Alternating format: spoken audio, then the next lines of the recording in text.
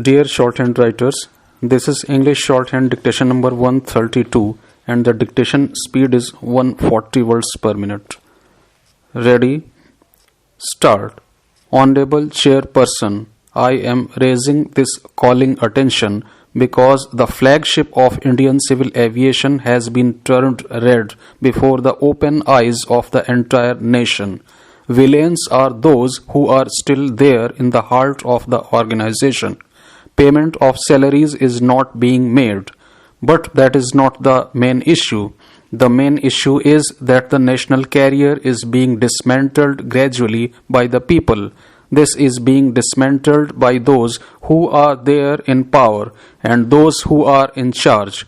This is yet another untold story of an exposed nexus between politicians, bureaucrats, and unidentified players who wielded power in the corridor of state apparatus of the country. The major question is whether the merger has done the wrong. Many people objected to the merger. Even the management of Indian Airlines objected to it. At that time, the Indian Airlines was making profit. But after the merger, suddenly it started coming down. It has gone so low that it cannot pay wages to its employees. It has to depend on government dole even to pay for the oil pill. The second important question is why Air India turned red within 4 years and why the decline was so fast. Why was it shamelessly overlooked by the government? You asked me why the situation came about and you got the answer now. Why is there an unusual shopping spree?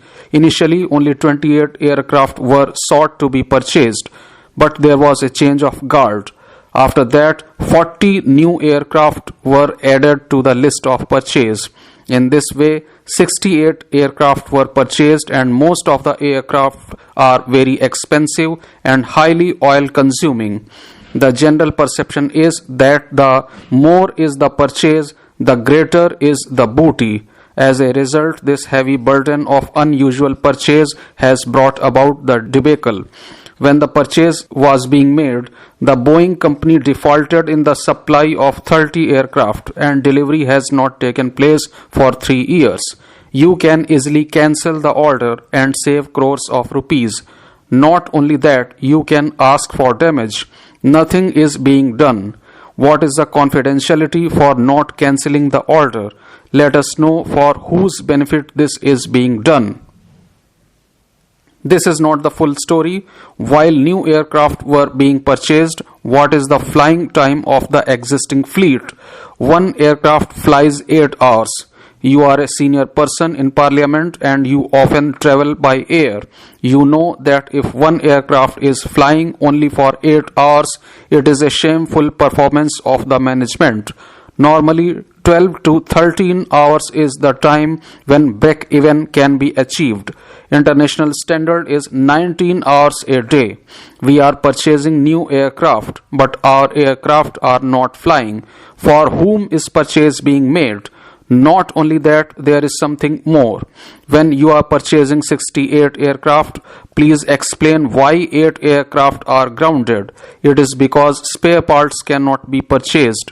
Brand new aircraft are on ground because you cannot purchase the spare parts.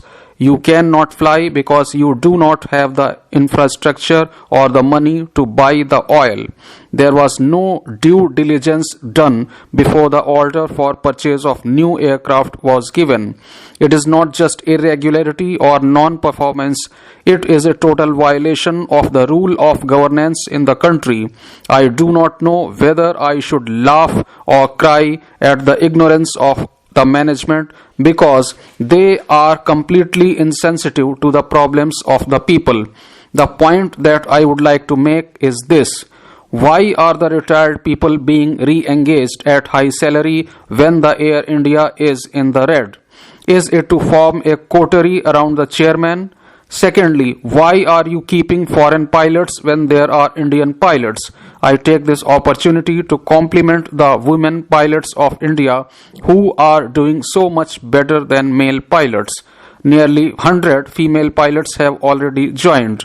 I am concluding with just 2 more points. Firstly, Air India is being looted by its guardians.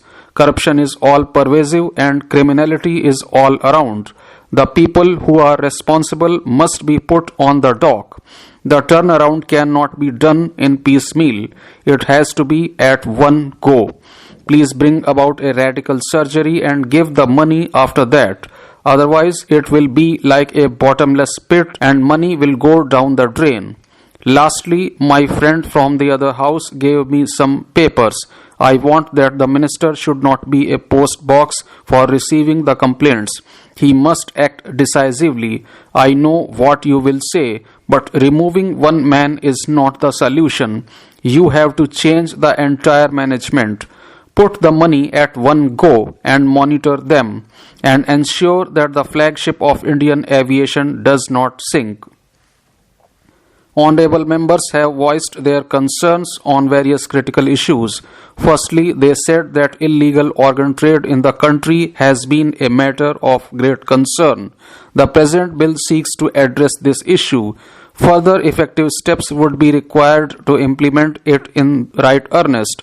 Secondly, the experience shows that the poor are often exploited as donors for the rich recipients. They donate under compulsion of poverty. Therefore, the government should address this issue effectively. This was the demand of the honorable members. Some of the honorable members also requested to include uncle and aunt in the definition of near relatives to facilitate donation. There is a tremendous need for creating awareness to change the attitude of the general public towards organ donation. The honorable members also said that there is a need to incentivize organ donation and provide financial assistance for the transplantation of organ for the poor and the needy. I have said in the beginning that the main purpose of this act is to regulate the removal, storage and transplantation of the human organs for therapeutic purposes and to prevent commercial dealings in human organs. Despite having this act, the transplantation of human organs and tissues is yet to take off in a big way in this country. There are hundreds and thousands of people who are waiting for organ transplantation. This set of proposed amendments is an effort of this government to provide a new lease of life to the needy persons. The amendments would help the country immensely. I would now like to respond to some specific issues raised by honorable members. One of the honorable members has underlined the need to implement the recommendations of the Parliamentary Standing Committee in letter and spirit. I would like to inform this House that the Parliamentary Standing Committee has given very useful and constructive recommendations. I have already said that we have accepted all the recommendations and suggestions of the Honorable Committee.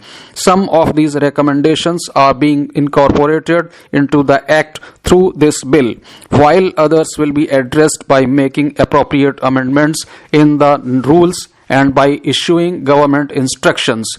Some other honorable members have asked why we have not included uncle and aunt in the definition of near relatives.